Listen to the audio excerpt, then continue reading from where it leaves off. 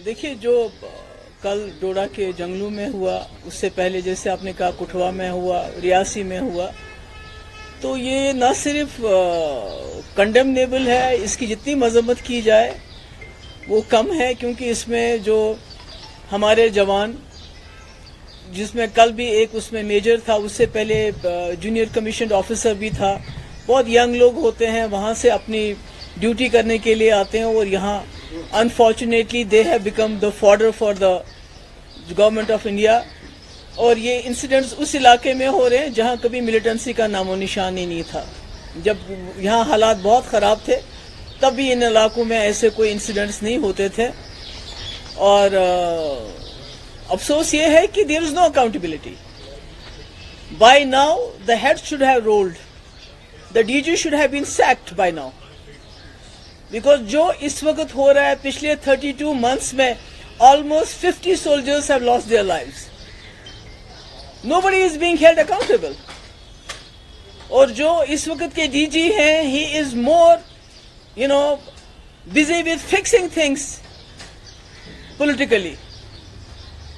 उनका जॉब है पीडीपी के लोग कैसे तोड़े जाए, लोगों को कैसे हरास किया जाए, उनको कैसे धमकाया जाए, जर्नलिस्ट को कैसे तंग किया जाए।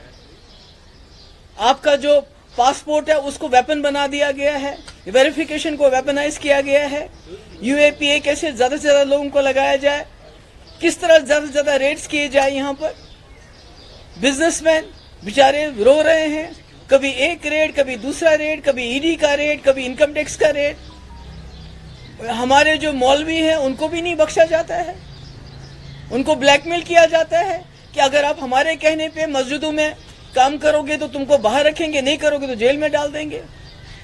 बार एसोसिएशन, उनको जेल में डाल, क्यों? क्योंकि वो इलेक्शन करना चाहते थे। तो ये क्या हो रहा है? We don't need a fixer here, we need a DG. हमारे पास यहाँ पहले भी बाहर से बहुत डीजी आए हैं, बहुत अच्छा काम किया उन्होंने। बहुत सारे जो बाहर के एडमिनिस्ट्रेटिव ऑफिसर्स आए हैं, पर किसी ने कम्युनल लाइन्स पे आज तक काम नहीं किया है, जहां सिर्फ कम्युनल लाइन्स पे काम हो रहा है। आप मुलाजमों को नौकरियों से निकालते हैं करप्शन के नाम पे। कौन होते हैं वो लोग? मेजॉरिटी कम्युनिटी के, मिलिटेंसी का इल्जाम देके। हर चीज में आपने कम्युनलिज्म को लाया है। इवन पुलिस में भी आप देखिए कि पुलिस वालों की फाइलें, उनको यूज किया जाता है, उसके बाद उनको सेल में फेंका जाता है, उनकी फाइलें तैयार की जाती हैं, ब्लैकमेल किया जाता है। इस तरह से जम्मू कश्मीर न चला है न चलेगा। जिस पार्टी का ये एजेंडा यहां चलाना चाहते हैं, इनको मालूम होना चाहिए जो उनका आइडियोलॉग था, deputy prime minister L K. Advani, जिन लोगों को इन्होंने जेल में डाला है या जो लोग इस दुनिया में नहीं है, उन सब के साथ उन्होंने डायलॉग किया। और that was for the first time in the history of Jammu and Kashmir. जब वाजपेयी जी प्राइम मिनिस्टर थे, जम्मू कश्मीर के हालात असली तरीके से सुधरे थे, क्योंकि यहाँ के लोगों ने उसमें बहुत ही ज्यादा इंपॉर्टेंट रोल किया था। उनको लगा था कि पहली बार हिंदुस्तान की सरकार, यहाँ की एजेंसी कश्मीरी लोगों पे भरोसा कर रहे हैं, और सारी सिचुएशन चेंज हो गई थी। आज सबसे बड़ा फेलियर इनका नॉर्थ कश्मीर में है, जहां बकौली इनके, मुझे नहीं मालूम है इंजीनियर रशीद साहब के खिलाफ क्या है। अगर इसी तरह से जैसे ये बनाते हैं झूठे केसेस, अगर वैसे ही केस हो तो फिर अल्लाह ताला। मगर वहां का जो इलेक्शन जीता गया वो राजशुमारी के नाम पे जीता गया, जो उनके तकरीरें वहां चलाई गई। इनको शर्म आनी चाहिए, इनको पता चलना चाहिए वहां जो लोग इस मुल्क के साथ खड़े थे, चाहे वो उमर साहब थे या सजादुद्दीन लोन साहब थे, उनको लोगों ने वोट नहीं डाला, बल्कि उस सेंटिमेंट को वोट डाला जिस सेंटिमेंट को ये बंदूक के बलबूते पे खत्म करना चाहते हैं। ये इनकी सबसे बड़ी नाकामी है। He should have resigned then. उसके बाद इतने लोग, रोज हमारे जवान मारे जाते हैं, रोज हमारे जवान शहीद होते हैं। छोटे छोटे बच्चे छोड़ के, किसी की शादी अभी हुई होती है 6 महीने पर, कोई पूछताछ ही नहीं है, कोई बात ही नहीं है। उल्टा मेन स्ट्रीम को ब्लेम किया जाता है। भाई 6 साल से तो यहाँ गवर्नमेंट ऑफ इंडिया की सरकार चल रही है, क्या किया आपने? सारे हुर्रियत के लीडर या तो वो चले गए हैं दुनिया से या जेलों में आपके बंद है। आपने तो यहाँ के लोगों के साथ जंग छेड़ दी है, चाहे जर्नलिस्ट हो, बार एसोसिएशन हो, बिजनेसमैन हो। कोई मीडिया पे लिखता है, सोशल मीडिया पे, उसको जेल में डाल देते हो आप। You are fighting with your own people. آپ نے یہاں سے کہتے ہیں ملیٹنسی ختم ہے, تو یہاں تو آپ نے اپنے لوگوں کے ساتھ جنگ چھیڑ دی ہے. لوگ تو در بدر پھرتے ہیں, اگر کسی کو نوکری مل بھی جاتی ہے تو ویریفیکیشن اس کو نہیں دے. تمہارا جو کوئی باپ کا رشتہ دار تھا, ملیٹنٹ تھا, وہ چاہے وہ جاں بحق کیوں نہ ہوا ہو, کسی کو پاسپورٹ نہیں دیتے ہیں. سارا نظام بگاڑ کے رکھا ہے. We don't need a fixer, we need a D G here. اور یہ ڈی جی کو یہ سمجھنا چاہیے, یہاں جو ایل جی صاحب ہیں, کہ یہاں پر جو پورے ملک سے جوان آتے ہیں اپنی ڈیوٹی کرنے کے لیے, وہ یہاں سے تابوت میں واپس چلے جاتے ہیں. اور اس کا ریسپانسبل کون ہے؟ اگر آپ کہتے ہیں ملیٹنسی ختم ہوئی ہے, تو جموں یہ کیا ہو رہا ہے؟ یہ جموں میں اتنے لوگ کیوں مارے جاتے ہیں؟